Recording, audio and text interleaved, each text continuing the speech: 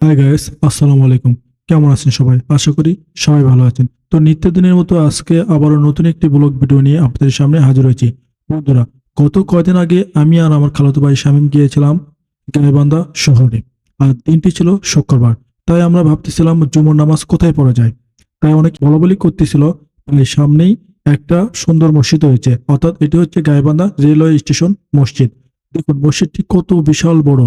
এই জন্য আপনাদের ভাবলাম যে ভিডিওটা আপনাদের সামনে শেয়ার করি। আমরা মসজিদের কাছে গিয়ে দুই ভাই অজু করে মসজিদের ভিতরে প্রবেশ করি। দেখুন ওই যে শামীম, আর এটি হচ্ছে মসজিদের ভিতরের দৃশ্য। কিন্তু প্রথম অবস্থায় লোকজন কম ছিল, পরবর্তীতে লোকজন আস্তে আস্তে কানায় কানায় পরিপূর্ণ হয়ে যায়। ইনি হচ্ছে এখানকার ইমাম সাহেব।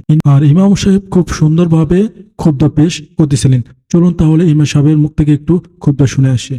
বেশি বেতন পাবেন। নবীজি বলেন যখন উম্মতের ভিতরে মানুষের ভিতরে এই ধারণা, এই আমল চলে আসবে, ইসলাম দিন ধর্ম বাদ দিয়ে যখন মানুষ দিনী এলেন দুনিয়াবি ইলম অর্জন করা শুরু করবে, তখন বুঝে দিবে যে কি কিয়ামতের সূরা আলামত বাস্তবায়িত হয়ে গিয়েছে। বর্তমানে দেখবেন যে যারা বড় বড় বক্তা, পরবর্তীতে আমরা নামাজ শেষ করে মোনাজাতে অংশ নিই, কিন্তু বাইরে যে এত বৃষ্টি হচ্ছিল আমরা মসজিদ থেকে বের হতে পারতেছিলাম না। তো বন্ধুরা, আজ এই পর্যন্তই। দেখা হবে আবার নতুন কোনো ভিডিওতে। তো সেই সাথে সবাই ভালো থাকুন, সুস্থ থাকুন এবং নিজের প্রতি খেয়াল রাখুন। এবং ভিডিওটি যদি আপনাদের ভালো লাগে থাকে তাহলে অবশ্যই লাইক করবেন, শেয়ার করবেন। ধন্যবাদ সবাইকে।